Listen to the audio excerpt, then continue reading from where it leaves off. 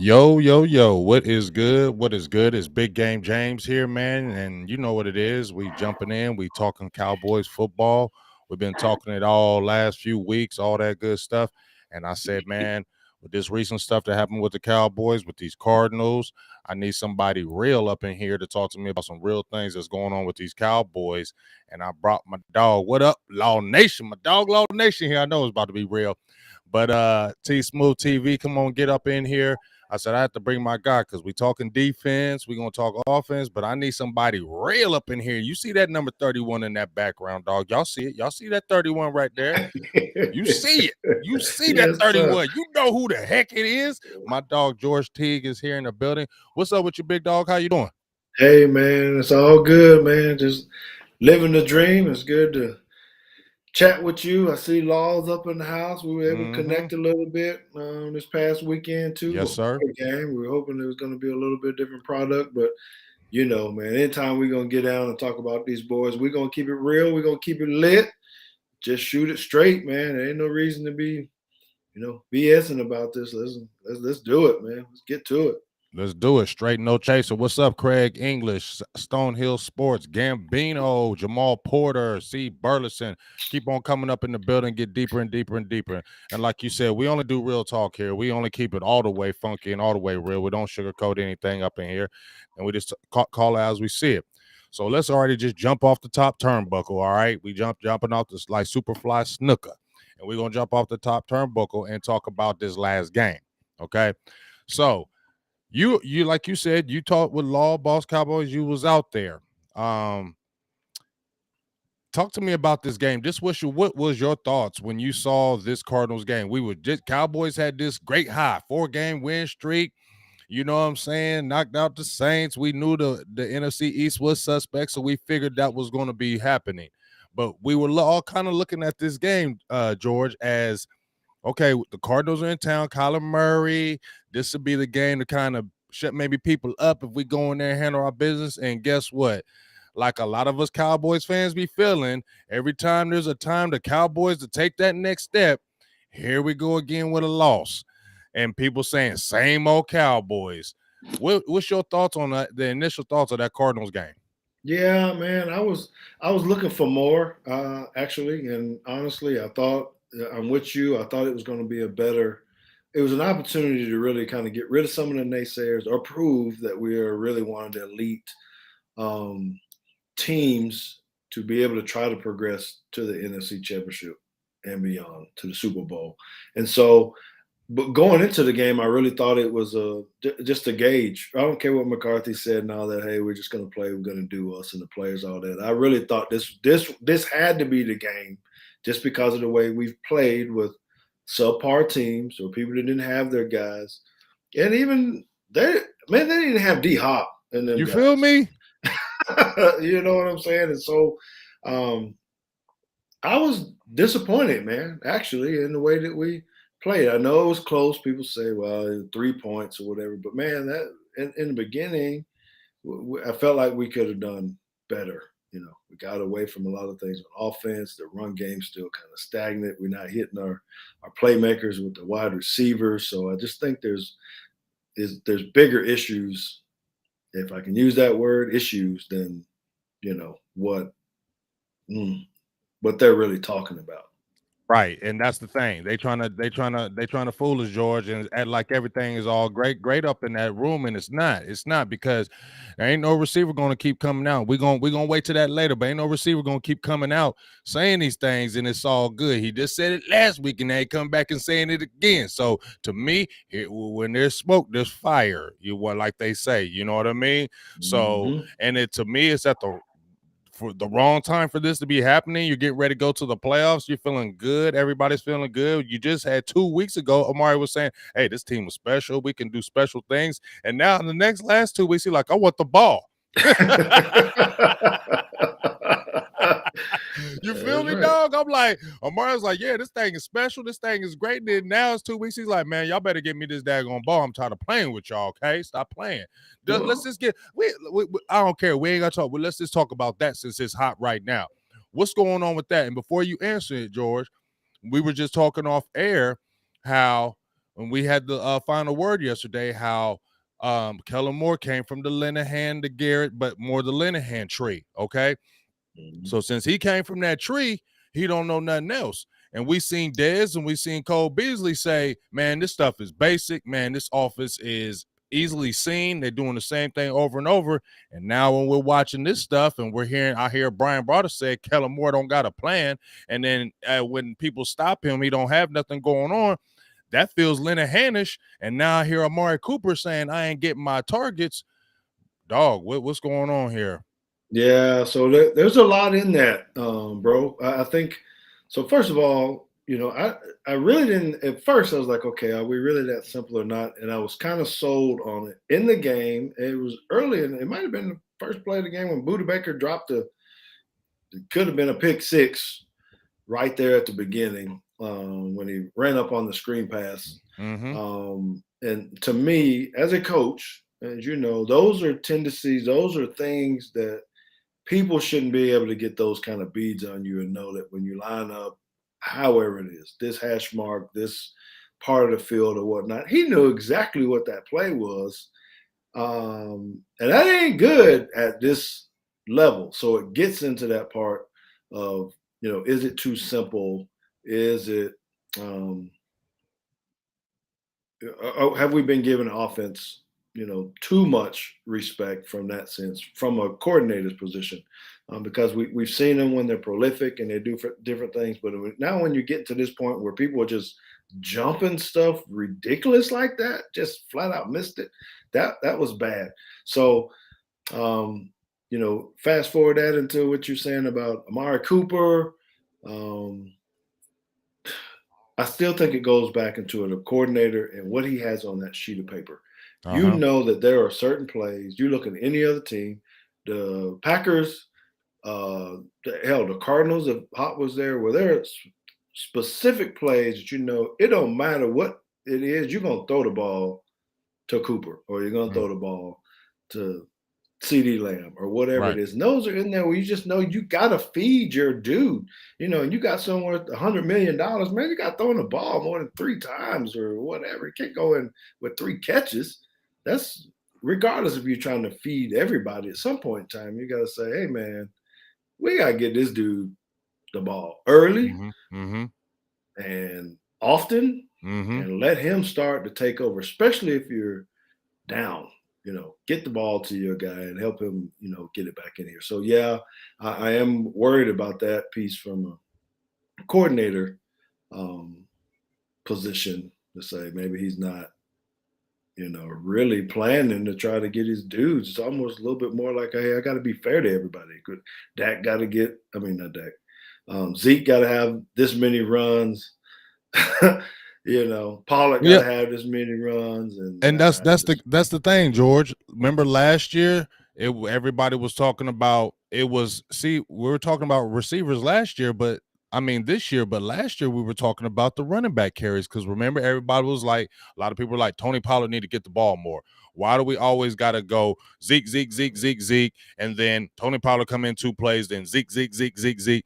It's almost like we got to make sure Zeke get them 20 carries because he got that contract, so he got to get the carries first, and then we'll sprinkle in Tony Pollard, making it, George, in my opinion, from afar, real obvious about, okay, well, this first series, Zeke Elliott's coming in. The second series, Tony Pollard is coming in. If you're a defensive coordinator, you tell me, George, and if you're seeing this every single week, does it help you get a beat? Okay, well, we already know the second series Pollard's coming in, so we know these type of players are going to come in because Tony Pollard just came in the game. Does it make it easy like that? I'm asking from my perspective to you. it does, because you actually do different things. The more you see someone of that nature, you don't have any kind of sneak attack or whatever, and you know who their backups are because you see them and you understand their talent and all that kind of stuff. But when you try to share time equally, especially if they're not two elite guys, I'm not saying Tony Pollard's not a great running back, Right. but they're different. And that makes it easier for a coordinator to be able to say, okay, when he comes in on the second series or the third series or whatever it's going to be, this is what we need to be prepared for. So you're able to, we've given our opponents too many opportunities to be able to study all of our guys and our plays. And if you're not as complex as you need to be, or if your quarterback is struggling and not making the throws, it makes it so much. Man, they're getting a rhythm over there. It's like playing basketball, man. When you're when your hoops are on and you're shooting them free throws and you're just feeling good, them coordinators getting the beat and they say, "I got them. I Mm-hmm. know what's up." And Mm-hmm. you don't ever want that in the game because that's how you get upset and lose games like this. Should Mike McCarthy take over the play calling? Mm. So we're going into the playoffs right now. I'm gonna throw a little thing out to you, George. Kellen Moore is the hot name right now, right? Talking about getting his interview with Jacksonville and things of that nature, right? You got the Mhm. maybe a little struggle.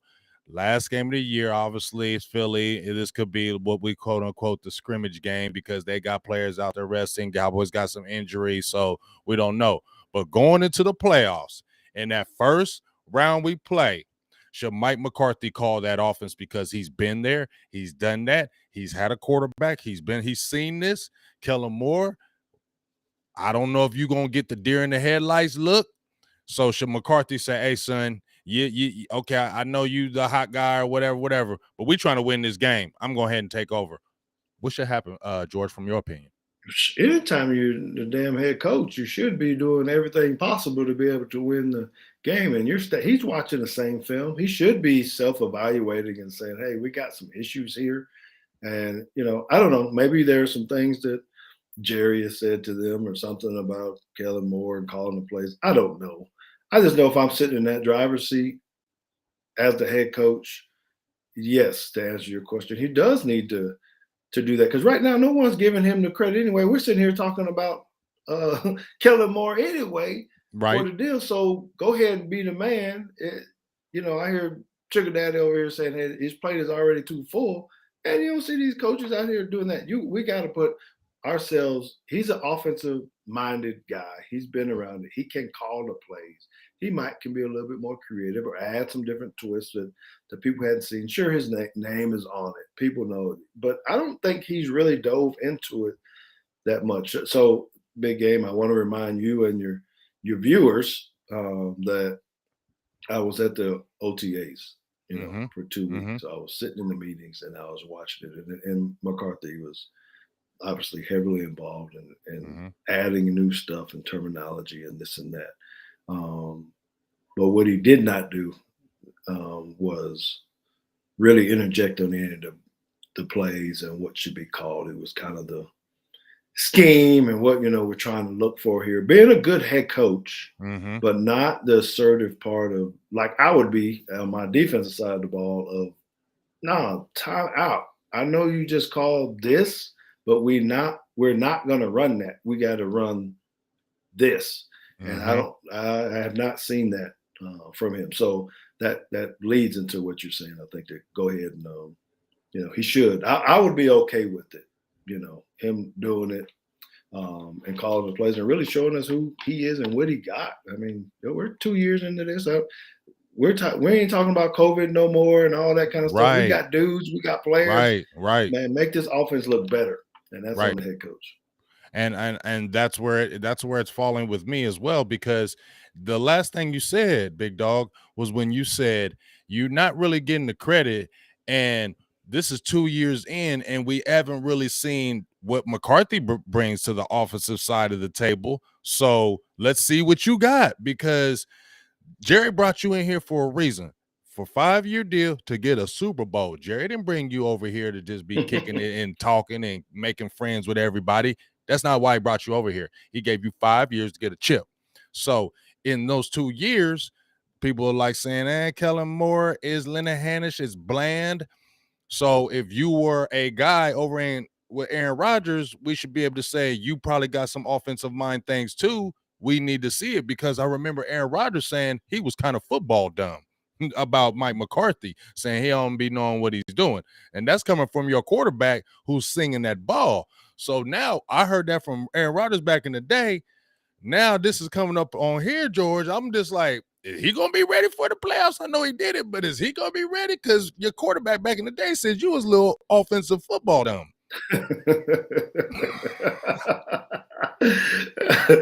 You're right, but man, look, I just think there's got to be some serious talk in there, and you know,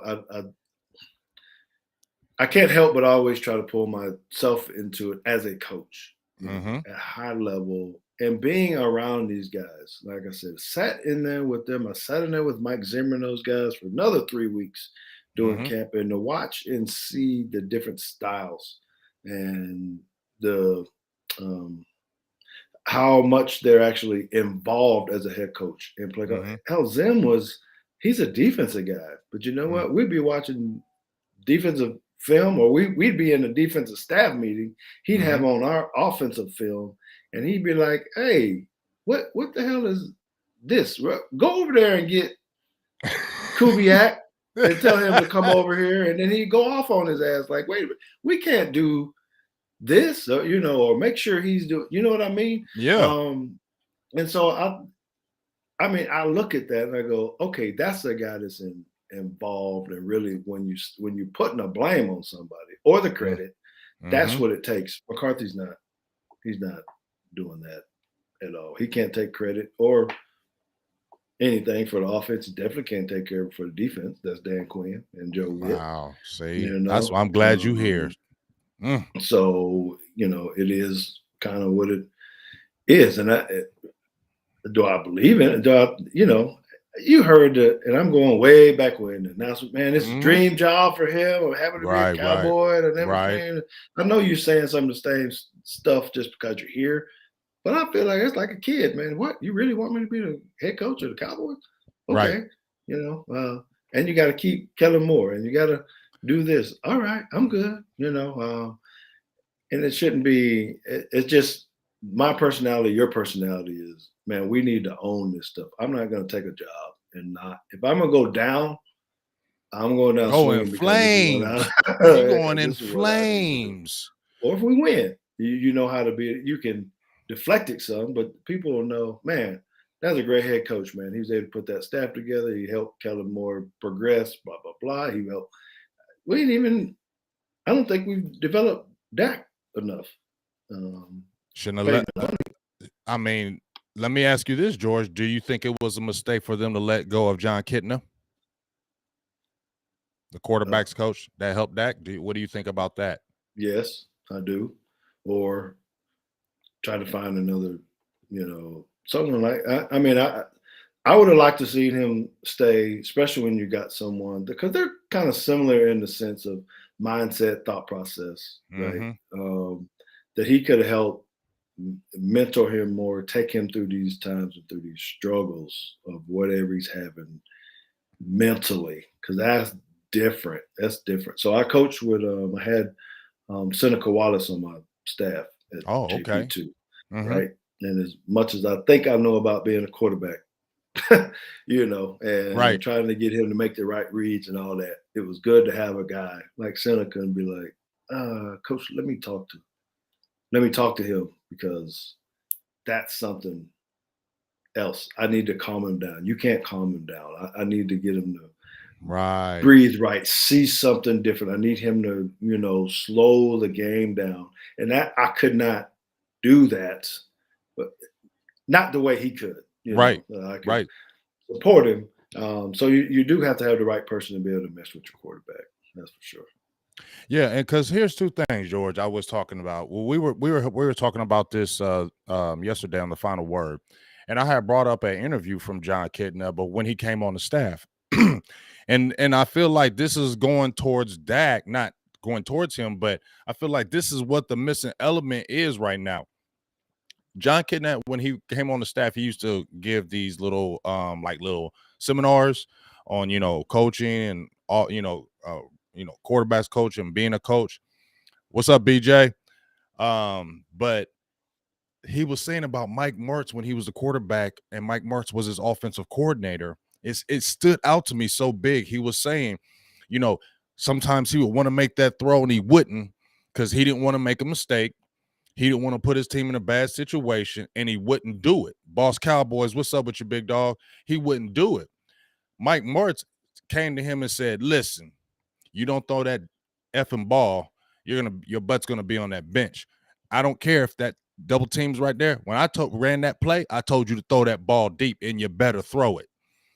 He said that's all he needed. He said that's all he said. You worry about throwing that ball. I'll worry about the press conference. I'll worry about what everybody else got to say. I'll worry about this. When I tell you to throw the ball, when I tell you to do certain plays, let it go. He said it opened him up as a quarterback because he didn't have to feel that, man, I don't want to let it rip, or I don't want to do, I don't want to mess up. He said it gave him the confidence to start really being free and playing football. And I feel like when he came on the staff, that's what he opened up with Dak, because Dak is cautious. Dak is cautious. Dak don't want to make those mistakes. Dak won't try to throw that interception. Dak will bring it in. He won't do it. So I feel like when Kitna came in, Kitna gave him that, it's okay. Let it go. I don't care. We got this. And when your coach is behind you like that, it gives you that confidence. Let's go. Now that element is gone. You got Nussmeier back in the fold. Now I'm seeing the Dak going back to holding and looking and waiting, and not just letting it go. And guys are there. And I'm like, man, that's a big element that's gone. And it's really finally kind of hurting. Do you think that has that a correlation with that as well? That Kitna gave him that okay, I ain't got to worry about nothing. Now you don't have that in the building. Do you go back to that conservative way? Because it seems it's like that from me from afar. Yeah, man, Game, you made my hair stand up on the back of my neck, man, talking about that stuff. Oh, man, shit. I ain't gonna say you got me all tingly and all that kind of stuff. You got me, man, golly. That's some good stuff, man, for real. Because I think you're right on point with that. It does take that person, head coach, getting a position coach, someone to give them the confidence and the support, even at that level. They need to know that the coach has their back. You put it so eloquently, man, in the press conference or afterwards. Hey, man, you my dude. You just need to go ahead and do this. Take your chances when you can. We'll calculate it and make sure you do it. And hey, we'll talk about it and figure out how to make it work later. And I love what you said. That, man, that is exactly the truth, 100%. Everybody need to hear exactly what he said. Because coaches will do that. That's what I was alluding to earlier. There are certain plays that a coach has on the sheet, and he calls it, the player is supposed to know, I don't care what's happening. I got to throw the ball over here in the double coverage, triple coverage. And we might go, man, why the hell he throwing the ball? But the coach done already told him, you're going to feed the damn ball over to him. Yes. And you're right on that. And I don't think we're doing that. And I think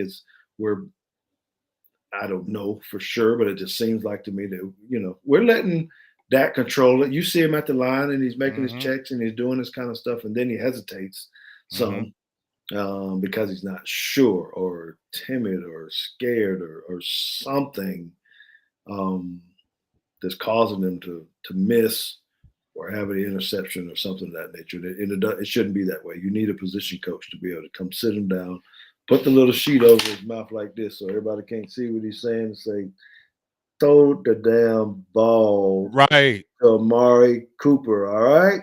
Right. That's it. And he don't have that because Kellen Moore ain't that guy too. And here's the thing, and before we're going to jump on some defense right quick, here's the thing I say about that, and this was my opinion. I said it about a couple days ago, and I've been on Kellen Moore. Everybody like, you don't ever say nothing about Kellen Moore. And I'm like, I feel like, hey, if it's going, I'm always watching. If it ain't good, I'm gonna say something. If I think it's okay, I'm not gonna say something. I'm not gonna say something just to say for the point of saying it.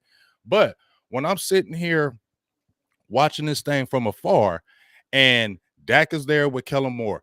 If Kellen Moore, I said this, if Kellen Moore went over to Jacksonville, right?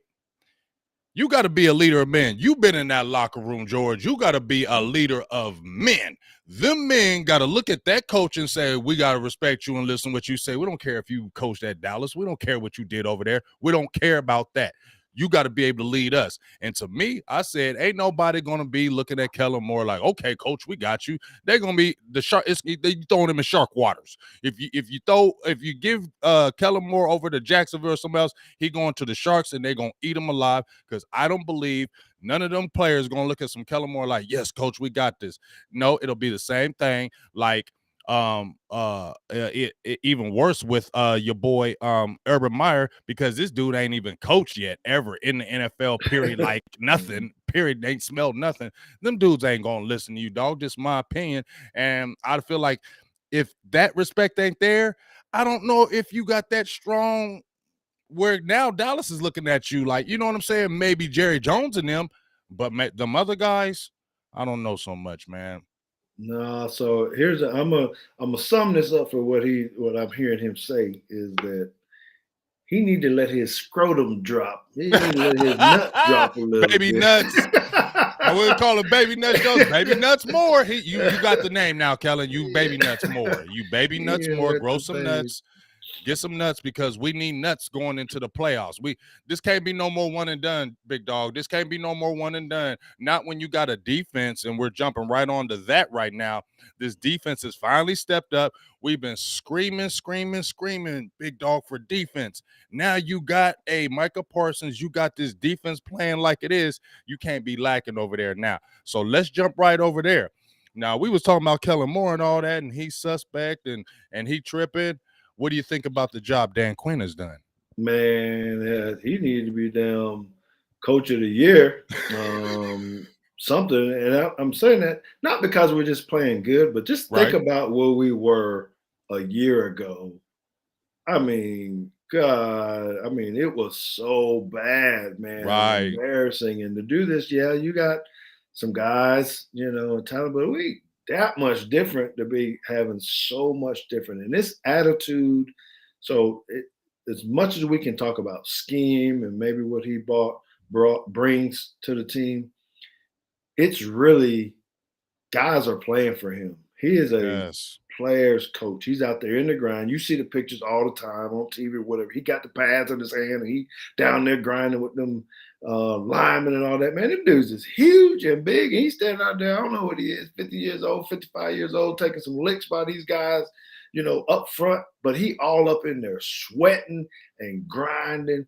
And is what you said, just for guys to be able to say, man, he can know that, man, I am in here with you. If I could Mm-hmm. play, I would. I can't. So, but go do it like this, and I got your back. And so, what he's done and the support cast that he has. I'm going to put this name out to you right now. I mentioned it with Big Game. I mean, with Law and Boss Cowboy.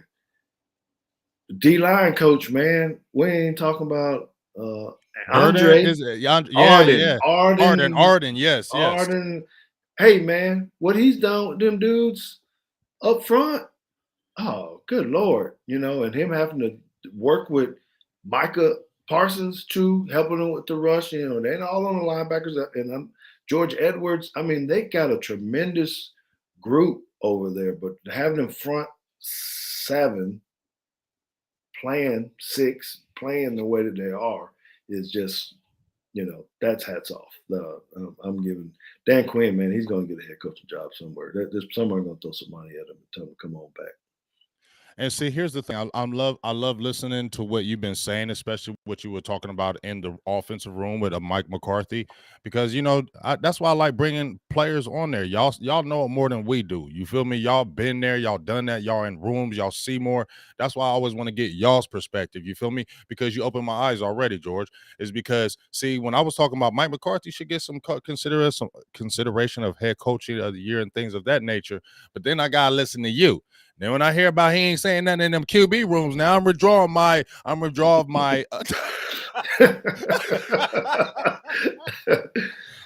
my head coach of the year now with Mike McCarthy. It's been withdrawn. Now I done heard George Teague tell me he over there in the offensive meetings being all quiet and chill and okay, yeah, whatever you say, Jerry. I'm happy getting on and yeah, keep Kellen Moore. All right, I'm withdraw and I might have to go on with the Dan Quinn thing because the biggest thing to me, big dog with Dan, when I heard him in the first interview, I could tell the passion. That got me instantly. I could tell the passion. I could tell this wasn't fake. This was real passion. And then the smarts with it, identifying things that to me Kellen Moore don't identify. He's identified. He comes like All right, we got these players, and what we want to do, each one of these players, we want to identify their strengths and what they bring to the table and what they are good at. And once we identify what that strength is, we're going to incorporate it in this team and make it good. And when we look back at what this defense has done, what he said in the preseason, what he said in the offseason is coming to fruition this season. And like you said, he's down and dirty with them. That's kind of coach I want to play for. I want to play for that coach. I feel like I can talk to him about anything. We can kick it. That's the guy I'm gonna be. I'm ride and die for. And like you said, George Edwards, Al Harris, Joe Witt, the Arden, that whole defense, it seems like their coaching is all molded in one. It's almost like they all are conversating, they're all talking, they're all like, hey, this didn't work, we need to change that. You know what I mean? There's adjustments quickly. We seeing this is happening, let's go attack it. You know, where the offense, I feel like, is not attacking weaknesses once they see it. The defense will spot a weakness and they try to go and continue to attack it. And that's what I really love. Now, my dog, Law Nation, we were talking yesterday, and Boss Cowboys, but particularly Law, and I told him, he said, make sure you ask George these questions. So I said, okay, I got you. He said, make sure you ask him these two. I got two players, and specifically I want to talk about. Remember when we started? Remember when Trevon Diggs was coming out of Alabama and we did that show and we were talking about Trevon Diggs and what, we thought he needed to work on and things of that nature. Now everything is the big hunt. Everybody getting on Diggs. He giving up all these yards, but he got 11 picks. Now, what we were talking about was, how do you feel about Diggs? Because me and you were talking about, remember how he wouldn't get his hands on the receivers and then he would trail? Remember when we were talking about that? And you were telling me, we were saying he was doing that in college and he can't do that because when he get to the NFL, them quarterbacks, them offensive coordinators are going to see it and attack it. We go to our show because me and George already talked about all this stuff that you see and what's happening right with Trevon Diggs. Go to the show. We already talked about all this stuff. But what's your thoughts of Trevon Diggs? Is it legit what people are saying about him? Like, oh, man, he a little overrated. Yeah, he gets some interceptions. He's overrated. What's your thoughts on Trevon Diggs right now, and what do you think he needs to improve on going forward? Yeah, I don't think he's overrated. I'll say that. Obviously, when you get 11 picks, regardless of how many yards you're giving up, that's freaking unheard of. To be able to do stuff like that. Now, I feel exactly the same way that I did when we talked months ago, that he still don't have enough in his arsenal for me to say this guy is elite. He's gonna have to work on the press game and actually how to do that. He's got a great DB coach there, Al Harris. And maybe he's not comfortable. That's what Law was talking about. Hey, is he and Boss? Is he comfortable? Is he uncomfortable when he plays up or off or whatnot? To me, he's not comfortable playing up because he can't see the ball.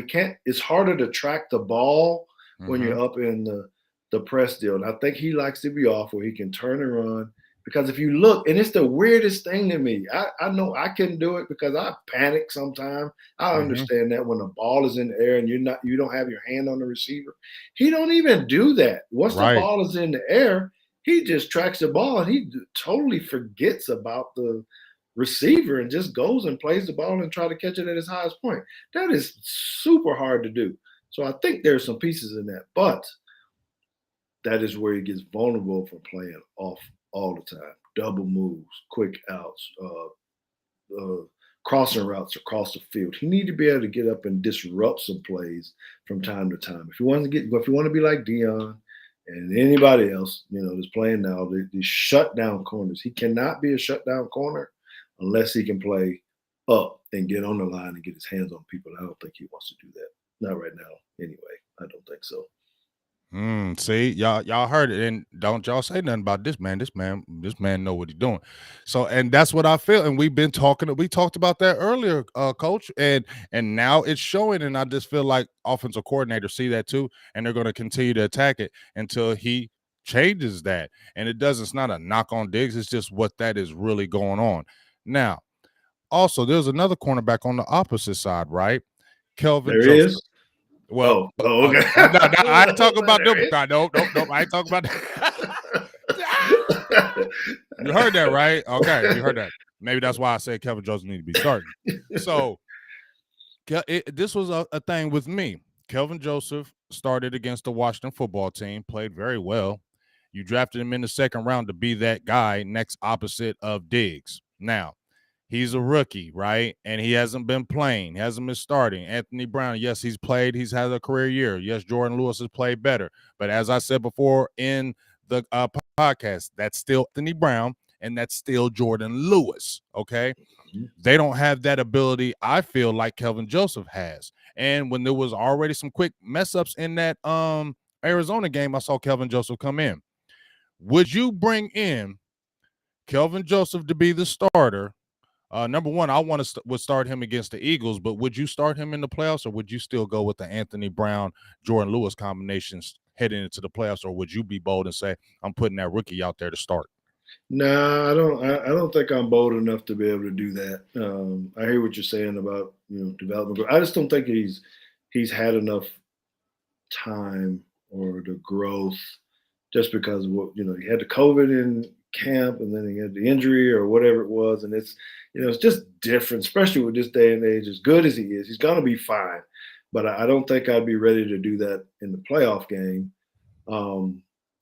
just because I don't think he's shown enough to me yet, and that kind of goes into camaraderie, communications between safety and corner. I don't know if there's a good mesh and gel with that. So even if there are some deficiencies at a corner or something, a lot of that can be overcome by just communication and talking. KZ or Curse. And those guys talking to him. So I wouldn't. I'm not ready to go there yet. I think Brown he's gotten better. He's still a liability. He's still a liability, though. I'm still worried about that, George. Like, I know he's played better, but I'm worried about that. I feel everything you saying, but I'm like, man, I want to see the athletic ability on that field too. I don't know. I'm not there, and I know playoff football is totally different. Sure is. Totally different. But man, we need some of that athletic ability on that field because I feel like they really going to come after some Jordan Lewis and Anthony Brown, especially if we get a Green Bay or something like that. He not going to be ready. Joseph wouldn't be ready, and I don't know. I'm just going to say right if it is the Cardinals and D Hop is back. Hey, I don't know if there's anybody that we could put in there that can worry about it. Either AJ Green, and he ain't one of the best, but Christian Kirk. They do have some talented guys because they're going to have to put Diggs on Hop. I'm assuming that they're going to have him follow him around. If not, that's going to be treacherous, I think, especially because they're going to be loaded. I mean, Ertz ain't no slouch either. You know what I mean? And I don't know when the other running back is coming back. So it just – I don't think we could. I don't think we want to do that. I think we just have to try to find a way to try to help disguise the defenses, what Quinn has been doing. You see him; he's putting all the people up line of scrimmage. They're running out of there. They're doing all kind of things. Sometimes we give it away, But yeah, I'm watching your comments and stuff, and people saying he's fastest and all this other stuff. I get it. Playing DB ain't got nothing to do with being fast. You can be a track star all you want to. You can be a track star all you want. But if you can't find the ball, if you can't tackle, if you can't come out of your breaks, if you don't have good hips, you're dead in the water, man. These wide receivers nowadays, they're not making – look, just a few years ago, wide receivers will come off the ball, and we tell them, how many times have you heard it? Give them a head bob this way and go the other way, right? They ain't doing that. They're making like 4 moves on the out route. Come on, slant, make it look like it did, go back and back out. Man. And that's so I'm putting all that in there, and that's where Diggs has to be in there, and all DBs need to be able to go in there and be able to handle that from up in their face. Because you can't just let guys run free. I know the rules and all this kind of stuff, but man, we got to adjust in the secondary as well. Well, if y'all going to give me like 8 moves on this 5-yard out, You need to catch this right jab, this left jab, all while we're going through here. And you're going to have to work for these 5 yards. And I'm going to be sound. You got to have some coaches to say, and be sound so you don't get run past. I get it. It's complex, but man, they make a lot of money. These coaches make a lot of money. You got a lot of time. Let's make it happen, bro. Teach these guys how to play, Right. New Do you football. think this is a championship defense? Hell yeah, 100%. I do. Y'all, Not you even you a doubt. heard that law on OC? Yeah, not even a doubt. I mean, Michael, I'm giving this. And I know I just don't jump on throw. Micah, right? Just you mentioned him. Jump on how you feel about Micah. Just tell me what you Micah's think the about this catalyst, defense. boss. He's Right, the I know. catalyst.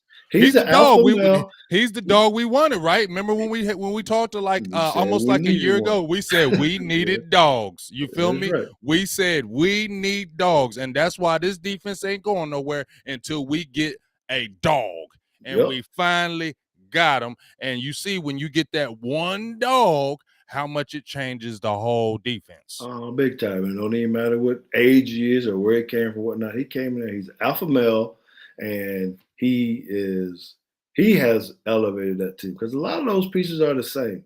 I know you got a new coordinator and all that kind of stuff. But a lot of those pieces are the same. And when he brings it to that locker room, to the media, to Man, the fans, with man, his confidence and man. backing it up, going out, wrecking tackles, guards. It don't matter what you put on, chasing running backs, hell, chasing wide receivers on wheel routes that ain't even his. It's infectious, and you can't say nothing to him because he's making the plays. You You feel know, me? Rookie went away with him a long time ago. He bought the snacks for the meeting room and all that kind of stuff. He had to do what he had to do as a first round draft pick. But I'm telling you, watching him in practice, Mm-hmm. me actually seeing him. Mm-hmm. And I don't know if you really know how big this dude is. I don't know if you've been I around mean, him and seen this tell me, dude. you tell me everything because I'm just love listening to this because, like I said, I'm gonna be honest with you, big dog. I'm listening like a fan right now. I'm just listening to you like a fan right now because you know the game, and I love listening to the pro athletes who really come in and talk real and just tell us how it is, and it really gives us opens our eyes even more to the players or the schemes and things of that nature. So just talk about it. Well, yes, and I appreciate that. And James, I have to say, I'm even though I'm a former player, and I'm saying this so people cannot hear, I had the opportunity to be there and to be around all of those guys and the Mm-hmm. coaching staffs and hearing. And so, sitting next to uh, Micah, almost like a fan, looking at him like, God damn, this is a big motherfucker. Like, is he really running that fast? Is he really 240 or something? And I learned a lot about him sitting in the linebacker room. I had the opportunity to do that. Sitting there with George Edwards and listen to him. George is coaching and doing the stuff, and he's not questioning, disrespectful, but basically saying, Coach, I'm gonna make the play. I mean, literally saying, I'm gonna make the play, and coach is trying to coach him. Well, you're gonna do that. Coach, I'm gonna make the play. Just I know what I'm supposed to be doing, and I got it. Don't worry about it. I got you. Just put me where I need to be. And maybe I didn't read it the way that it's supposed to be written, like textbook. But if that gap open, I'm going through it, and I'm gonna make the play. And so that was, as a player, that's one thing because I'm going, ooh, that's Darren Woodson. That's Right, right. Dexter Coakley. That's Dion, whatever it is, and you see this in a young cat. But he had the other side where he's personable, where we're talking about money, where he's walking in and, man, I made $100,000 a day. I took this big piece, blah, blah, blah, blah. So Right. he had smarts to be able to say, I'm not just here for that. I'm going to do what I need to do, but I'm all the way in with this stuff. And you saw him taking care of himself. And so I knew it was going to be great. Did you think it would be this great? No, I couldn't. I wouldn't say that. Maybe because I hadn't evaluated talent to that level all the Uh-huh. way yet. Uh-huh. You saw him because they had guys hurt when we were Right. in camp. Right. And so they were using them to rush even then. I think that's where it came from. So they needed to say, hey, let's put him up here in the A gap and see if he can rush. And when he started totally destroying our linemen, everybody kind of looked around like, not saying anything, but then you go back to the meeting and you go, with the coaching staff, they're going, uh, this dude can rush. We're going to have to figure out how to do it, and that's where go full circle back to Dan Quinn saying, "Oh, I think we can do some special things with him, and let's create another package where it looks like 5 down, but we're in the same package, so they don't know where he's going to be. So I can hide him. He can cover a running back from this position. He can drop into the zone. He can run right down the middle of the field and play cover 2, or we can blitz him, and that's going to cause some issues, and that's exactly what's happening." Yeah, man. I mean, when I first saw him, Big Dog, I was just like, I heard about him, but obviously I go to interviews, I go to the high school and just look at how they played in high school and things of that nature. But I like listening to him on interviews because to me, interviews say anything because I can kind of gauge people. And when I heard him, I said, "Oh man, this dude, this is really real. Like he really loves the Cowboys. Like his family loves the Cowboys, but it really means everything to him to play for this team." So right there, that struck me as, oh, okay, he really loves this. He's not just saying, yeah, I grew up a Cowboys fan and I always wanted to play for the Cowboys. I heard that so many daggone times, and half of them Mhm. cats don't even believe it. This dude, I was believing after I heard him. And then when I just seen the personality and how he was good in the interviews and how he could just talk to people, and it's like he don't even be faking it. He just be coming out and saying it. Like when they were talking about him and TJ Watt, he like, hey, that man do what he do, I do what I do. He make that money over there, I'm making my money over here. Can't worry about what he doing. I'm worried about what I'm doing over here. That's what I'm like, man, I love this dude. Just keep talking, Micah. Every time you say something, I just want to hear you because you are the dog we have been wanting. Let me get this super chat out right quick from Kenny Riddick Jr. 499 Holly says, hey, BGJ, love you, man. TP should be running back 1, just my opinion. Kellen needs to use Zeke in short yardage situations more. DC 4 out. I'm going to just ask you about that. I don't think Tony Pollard should be starting. I think you should be getting Tony Pollard at least 12 to 15 touches every game, but he should not be starting, in my opinion. That should stay with Zeke Elliott. Your thoughts on that? Man, I support you 100% on that. No, he shouldn't. He should not be started. That's not his role. That's not the piece. Is he explosive? Can he make the play? Can he take it to the house? All that kind of stuff. Yeah, absolutely he can. But that doesn't warrant that. You got a guy like Zeke. Okay, we know he got the stuff going on with his knee and all that, but he's our bell cow, man. You know, he we just need to fix the running game. Right. Period. And I'm gonna ask you about that offensive line too. Yeah, the fix is not just change a running back.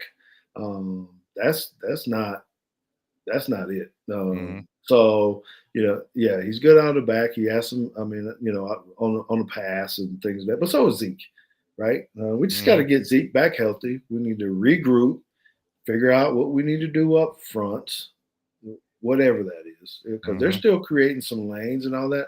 We just ran away from it ran away. Look at that. Right. Moved away from the run too fast. Sometimes there's no reason we're going to be having less than 100 yards rushing with both of these guys. That's ridiculous. Dak was our leading rusher, big dog, in that Cardinals game with 20 Yeah, yards. with 20 yards. We had 2 carries in the second half, and they were both for Zeke. 2 carries. Tony Pollard didn't say. And here's what I want to ask you 2 questions.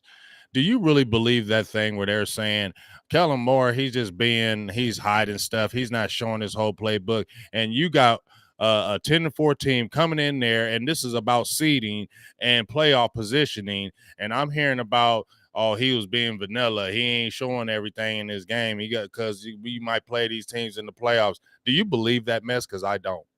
No. Heck no, I don't believe that mess. People don't dude, it's the National Football League. People ain't trying to hide stuff. We're trying to win football games.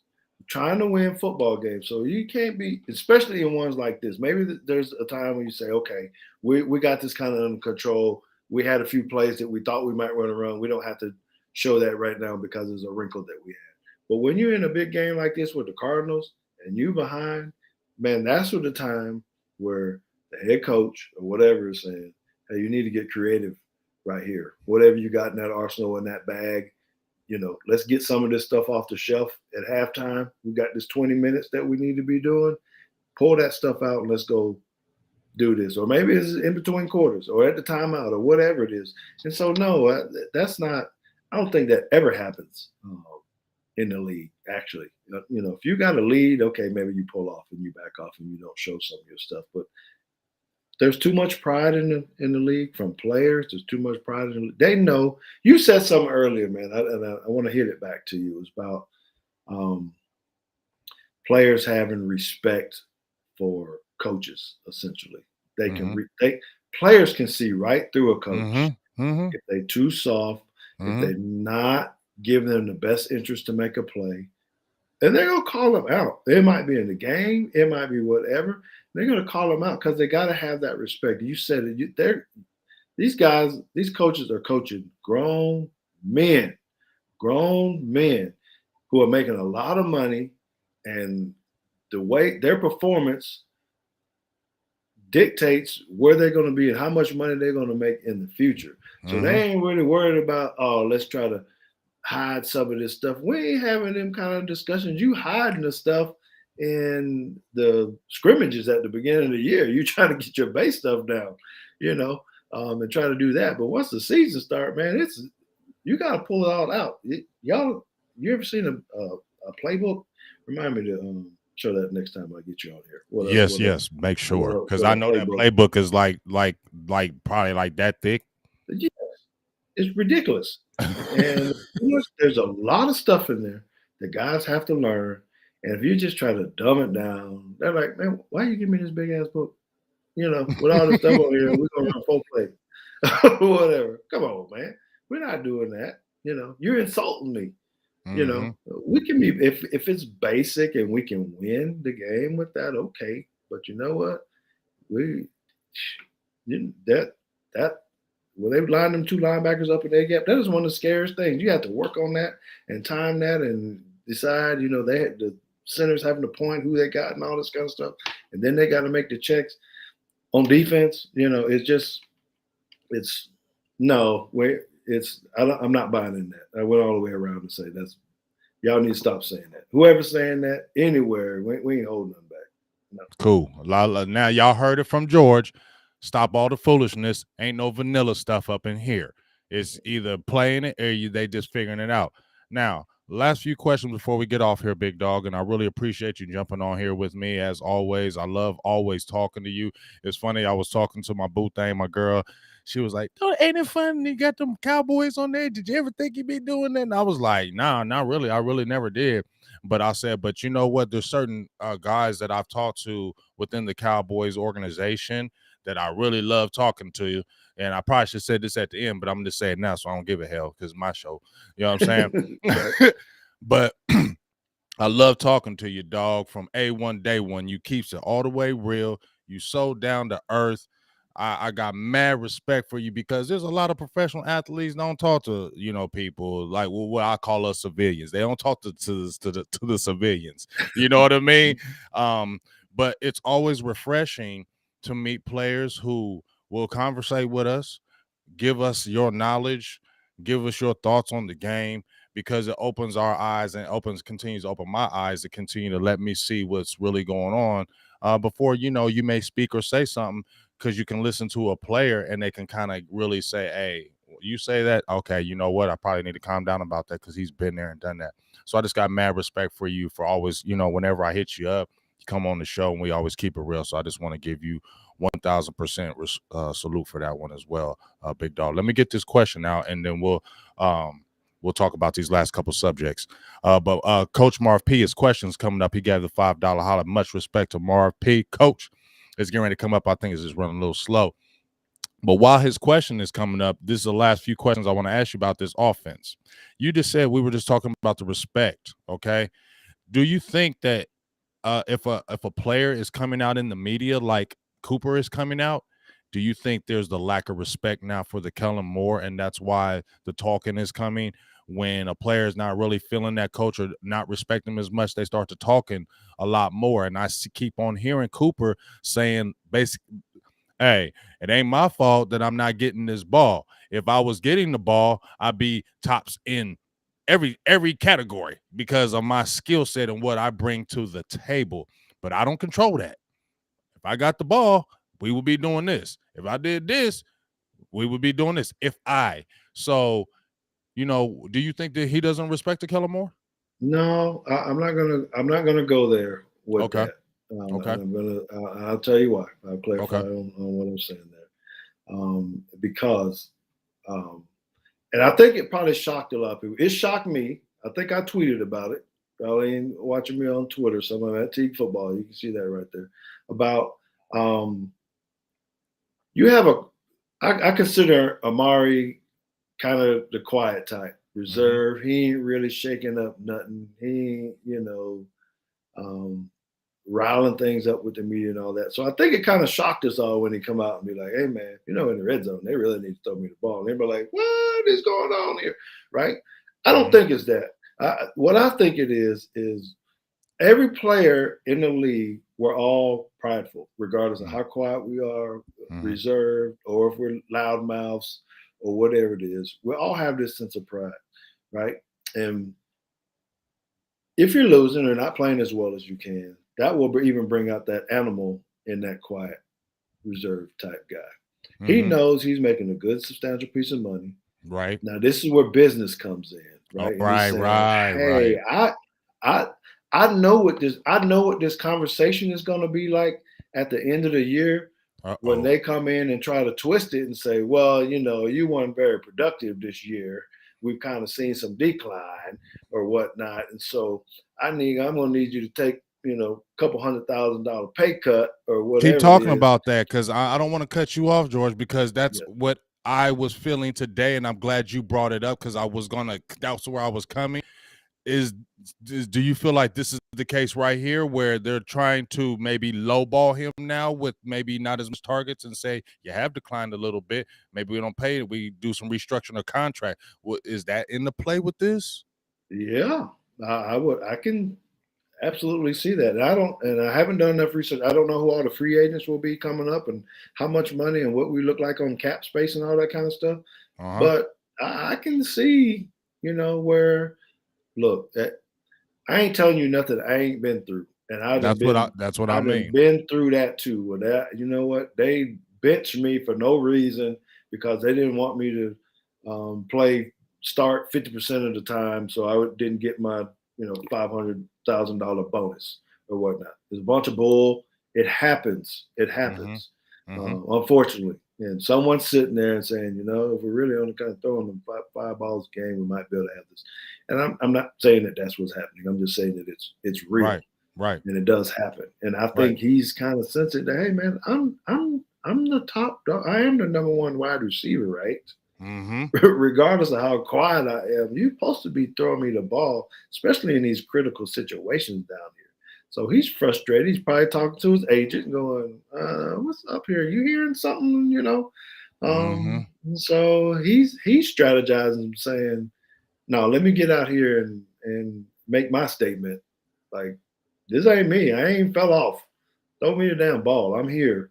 So um, that's where I'm at on that. I think he's just making his stance to say, "Don't forget about me."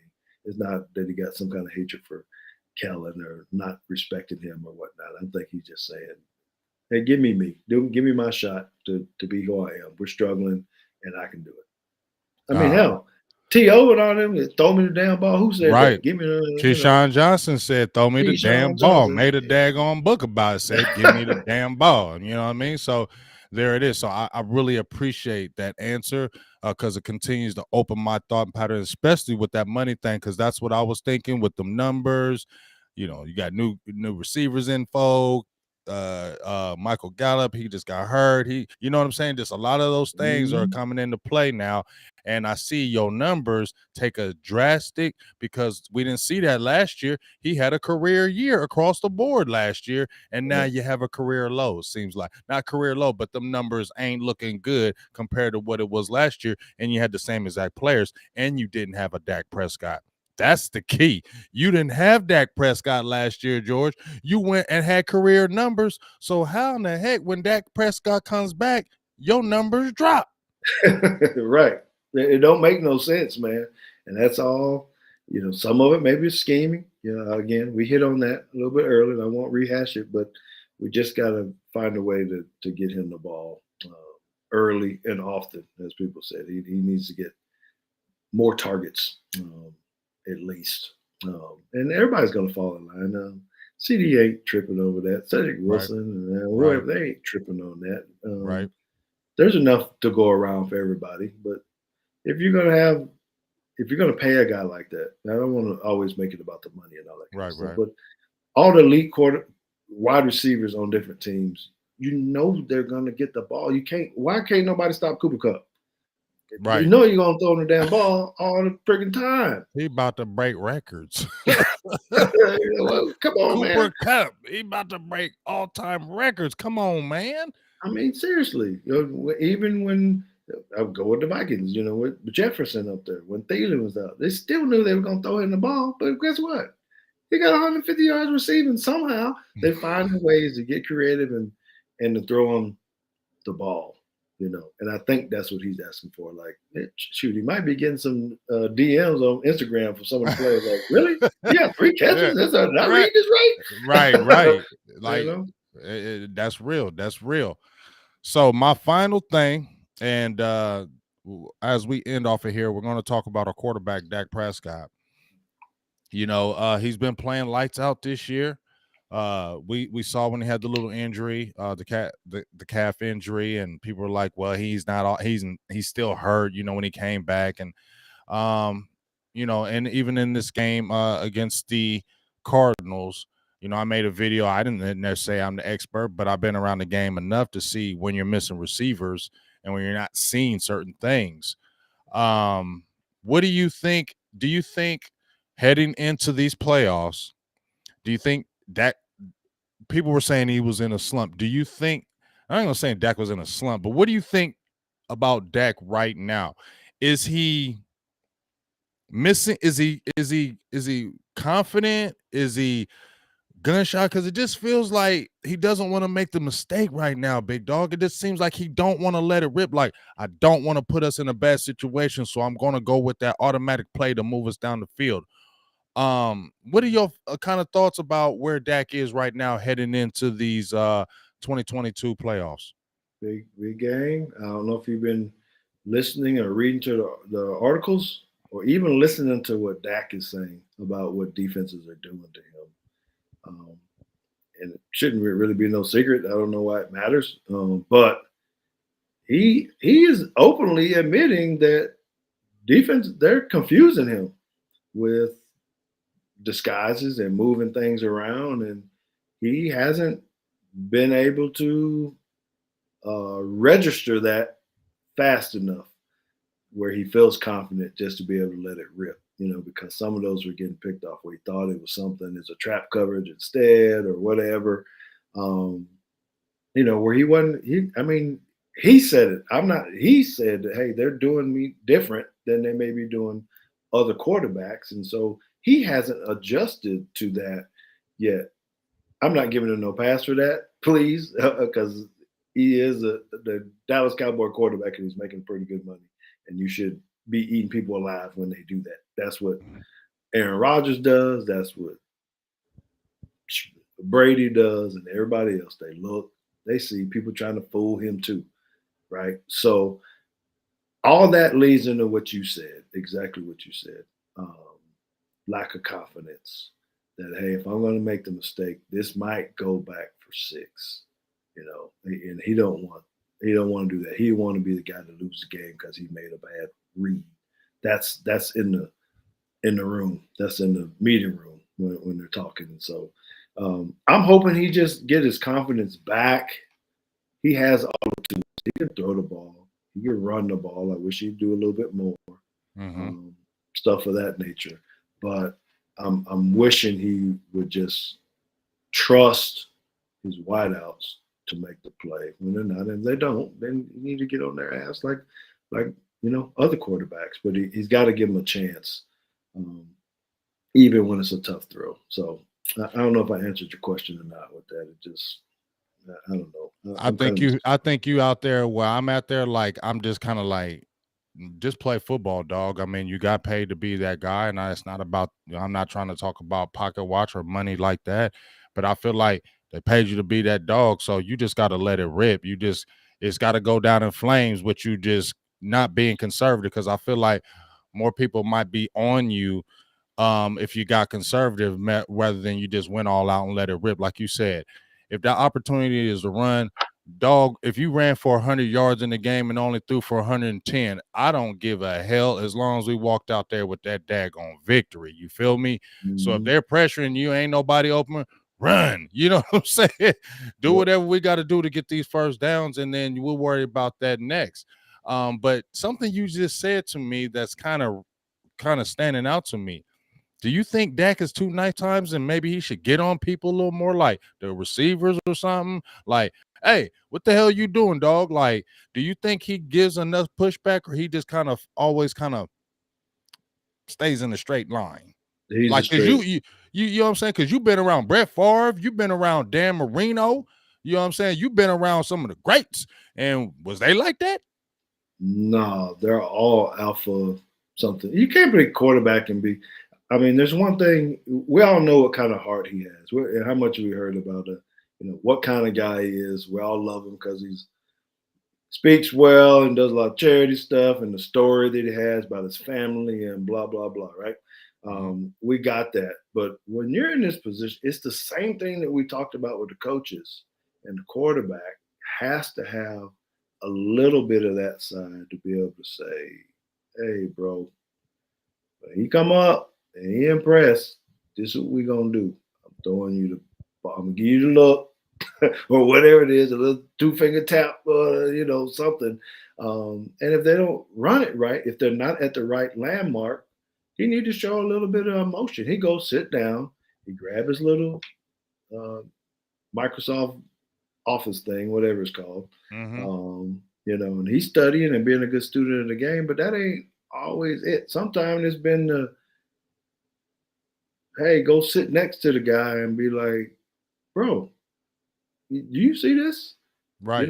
This is why I'm going to throw the down ball, and I need to have you there. I heard those quote, even with Mike and the rest of the stuff, bro. I'm going to take 3 steps back and I'm firing the ball. So if you out there bull jabbing around with this guy, the ball's coming out, and you need to be where I'm throwing the ball. We ain't got time for all this other foolishness because you out there talking trash with Diggs or something. Right. That Right. ain't it. You know that we work on it every single day.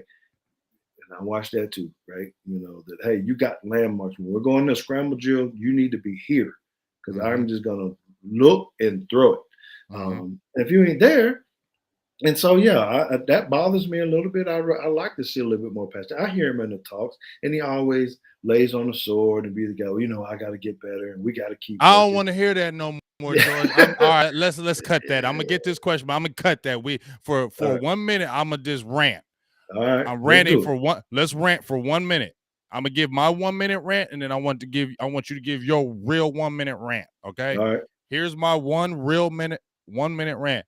I don't want to hear that shit no more, Dak. I don't want to hear that shit no more. I don't want you. Yeah, we all got to get better. I don't want to hear I got to get better. You the man. Go do what you got to do, dog. If you got to yell at somebody on that damn sidelines, go over there and yell at somebody. If you and Kellen Moore need to sit there and figure that out, or like you said, you need to go pull Amari over there and be like, wooty, wooty, woo. That need to be happening right now because, dog, I know y'all, I don't own the Cowboys, but I do love the squad. I love the team. I do. But if they trying to go to the playoffs, dog, there needs to be assertion over there. It needs to be assertion, and it needs to start with that being real assertive. Like, get over there, get them guys together, and stop doing the status quo sometimes. That's my rant. Yes, sir. Yes, sir. Well, I'm going to go in a different route. Go I'm going to ahead. say my rant is actually to Coach McCarthy. I think he needs to be able to do the same stuff. He need to go to and have he got to let his stuff drop and hang a little bit too as a head coach. You know, you're out here with a bunch of dogs. You got some guys on defense, and there are some on offense too, coach. You know, you got CD Lamb, you got Amari Cooper. He might be a different kind of dog, but you need to let yourself out too, and you need to hold these guys accountable, even if it's your quarterback. And people need to see that in the game on TV or something where where you're getting into them a little bit. And when you come on the TV and after the game and we lost, don't make well, we got to get a little bit better and we ran exactly. No, no, no, no, no, no, no. You need to be like Bruce Arians and those guys and say, man, Tom Brady didn't have a really good game.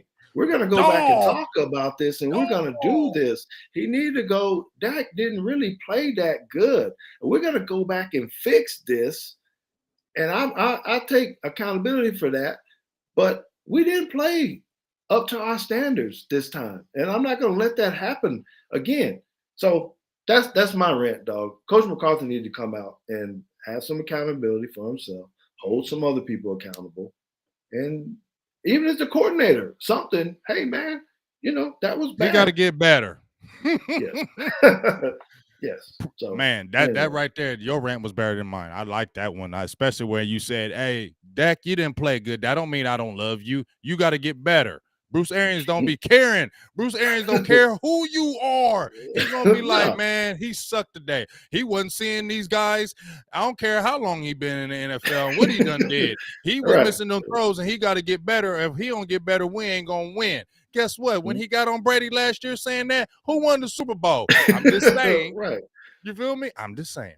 So I'm gonna get this last super chat out, and then I'm gonna let you go, big dog. This is from my guy, Coach Marv P. He says, for the $5 holla, big game. Ask George, does he think a finesse scheme has taken physically of the a finesse scheme has taken over the physically of the offense and the run game, or are all offensive players all in? So basically saying, is that finesse scheme, from what I'm seeing, has it really taken over the offensive line, and is that why they're just not like that big, strong roll grading line that's going to keep pushing and getting you those yards, because the scheme is a finesse scheme, so it hasn't made the team become finesse even in the blocking?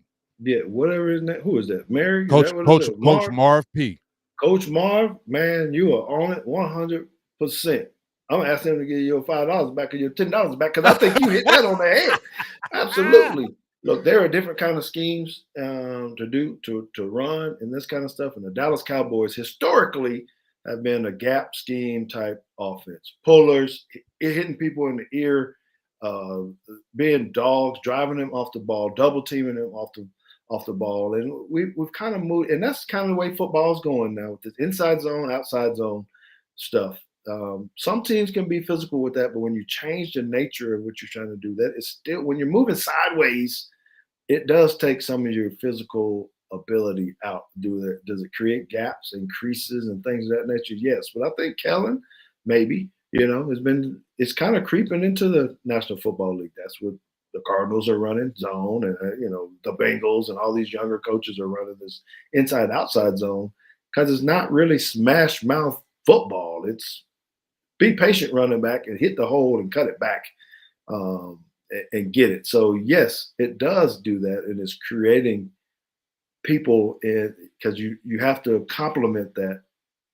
That's that old complimentary football word that I hate. Mm-hmm. Mm-hmm. Um, with your pass blocking scheme, which makes them soft in that too. So now they're in Dak's face and they're up on him too close or too fast.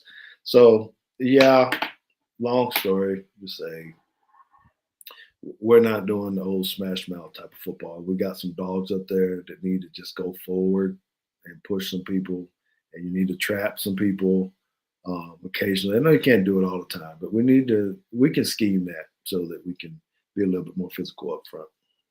Definitely, definitely. And shout out to my guy A for the $10 holler. Great content, big game, James. I appreciate you. I just try to bring it to y'all, man. I want to always bring the realness over here. We don't want to bring no fake stuff. We don't want to talk about no fake stuff. We want to always talk about real stuff, man. So, man, big dog, I really appreciate you. I didn't mean to keep you on as long as I did, but man, when you get to talking, you like E.F. Hutton, dog. I just be wanting to listen. So, Yeah. you know what I mean? So I really appreciate you for everything you've done. And go ahead and give your shout outs because I've been on your podcast. It's awesome. Tell them about your podcast, what you be doing over there, your coaching, oh, you're athletic director. You still got Mario Edwards over there and everything Mario too. Edwards is my head coach over at Talk Tempe about too. all that before you leave out of here because people need to know what you're doing outside of this because I don't think everybody knows. Yeah, so the things that I'm really involved with is one, I'm an athletic director at a high school in Plato, Texas. I was coaching up until this last year, and then I actually hired another former Cowboy to come be our head coach. His name is Mario Edwards. He's another defensive back. Something about them defensive backs, and I was just like, hey, Love him. I have Mario on the show. I love it. Y'all are great. yeah, to be around. But also have the pleasure to be able to do a podcast every Tuesday night, 8 p.m. Central Time. 8 p.m. Central Time. It's called Teague's Take. Me and my son are the hosts, and we tend to talk Cowboys and Alabama football. We'll go across the NFL and collegiate stuff, and we're expanding. We're actually going to probably end up taking it to a couple of days where we can do all one show, all Cowboys, and one show, all Alabama. Because the boys there, Alabama going to be in national championship. I got to get my roll Yeah, tide in. I was wondering why you didn't have no Alabama because I'm like, this man love that's why he just need to have an Alabama podcast because that's gonna be fire. Yes, sir. Yes, sir. We're doing that. So why don't y'all, give us a try, man. Give us a look. You can catch us on any of your podcast channels. You download it. Teague's Take, Teague, Take. Or if you want to see it live, you can hit Teague's Take on YouTube Tuesday nights, and we're sitting there live, and we go at it, and we interact and talk. And good thing is, because I'm on my show, sometimes I give away things, for the good listeners as well. So I'm just looking forward to expanding that. I know we've been close, big game. I appreciate all that you've done. Really kind of get me going in this industry now for a year and a half, I guess. So we're gonna keep on grinding and keep doing our thing, bro. Hey man, well, you know what? As I said before, man, I love talking to you. I love picking your brain. I love listening to what you got to say across the board, college, pro, with your son, your daughter. I seen the give talk about what your daughter did because I seen a little bit of it. But give your daughter a shout out. Yeah, so she's in media actually now. So she graduated from UTSA, but she is now a news producer in Denison, Texas. It's called for those people who live in the area. So that's a big step for her, in her career with that. She's been doing some sideline reporting and all this kind of stuff. She's actually working behind the scenes, coordinating and producing now. So we're really looking forward to, that and the growth that she's going to have there because now she get me right on these podcasts and stuff. Your lighting ain't right, Daddy. Yeah, what is that? I got this bright light. Hey, Here, but man. that's I a got beautiful makeup thing. If anything, somebody can get you all the way right. Like, oh, man, I ain't gotta worry about my kids got me right. I ain't gotta worry about nothing. That's right. That's right. But Hey, she's but Jada. She's Jada. You can find her at Jada Nisa on social media, and then my son is Bama J13 um, on Twitter. So anyway, and you can find me at Teague Football, Twitter and Instagram. All right, that's man, all I got, man. That's true. I got some tacos downstairs waiting for hey me. man, go get them, man. Go get them because I'm gonna stay on here. Just go ahead and go get them. I'm gonna probably give a few more minutes, and then I'm gonna be off of here. Go get your tacos. Go get your food. Great father, great friend, great football player, great person. George Teague. Be talking to you soon. Love you, dog. All right, go Cowboys, baby. Go Cowboys. Peace. All right, man. That was an awesome show, man. I'm about to head off right here. Me and my boo thing, about y'all know what it is.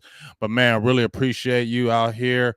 Loved everybody that was in the feed. Love everybody who was in. I hope the what this was a good show for you guys. I hope we were informational enough. I hope I touched topics for you guys, and I hope we didn't leave no stone unturned today.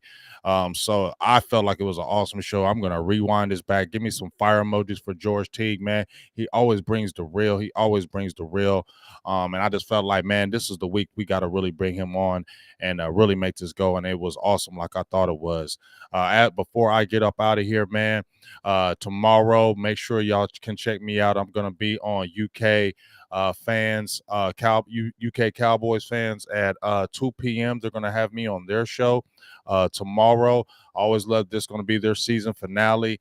I love doing shows with them over in the UK, man. So I'm going to be on their show about 2 p.m. Eastern Central Time. So if you want to jump over there on UK Cowboys on Facebook, or I believe Facebook or YouTube, go check that out.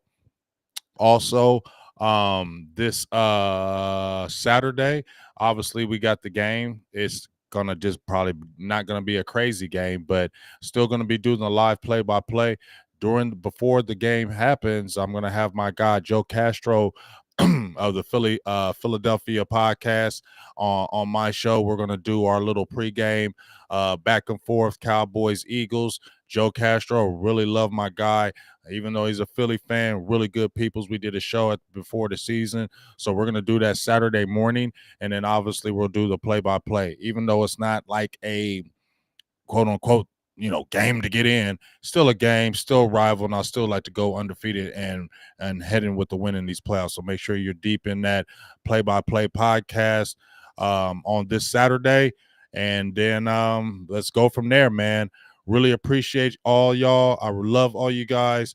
Thank you very much for jumping in the feed. And I didn't play How About Them Cowboys after we lost, but guess what? I'm going to play it today while I head up out of here, man, so we can get back on track and try to get this 6, man, because guess what? If the Cowboys get back on there and get their minds right, can still get this 6 and be holding up that championship and be running around saying, how about them Cowboys? So let's get it. I appreciate y'all. I'm out of here, and I love you. Talk to you soon. Big Game James. I'm out. Peace.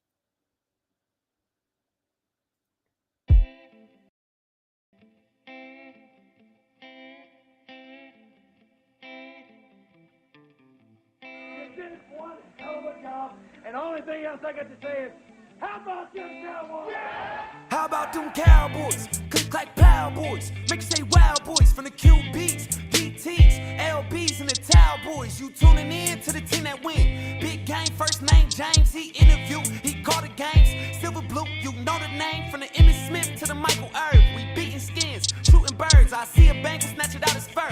Favorite team on the planet Earth. From Monday night to Sunday church. DJ putting in the work. I'm tuning in, no need to search. Through thick and thin and good and worse. Them Cowboys, click like Power Boys. Make you say wow boys. From the QBs, DTs, LBs, and the Towel Boys. You tuning in to the team that win. Tuning in to the team that win. Tuning in to the, goddamn, they did it again. How about them Cowboys? Click like Power Boys. Make you say wow boys. From the QBs, DTs, LBs, and the Towel Boys. You tuning in to the team that win. Tuning in to the team that win. Tuning in to the team that silver and blue done did it again.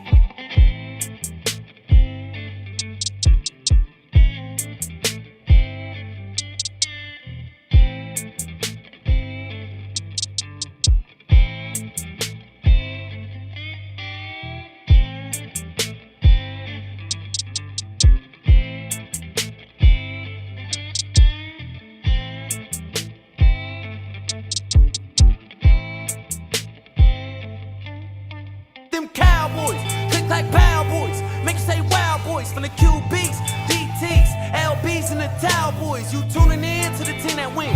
Tuning in to the team that win. Tuning in to the, goddamn, they did it again. How about them Cowboys? Click like Power Boys. Make you say wow boys. From the QBs, DTs, LBs, and the Towel Boys. You tuning in to the team that win. Tuning in to the team that win. Tuning in to the team that silver and blue done did it again.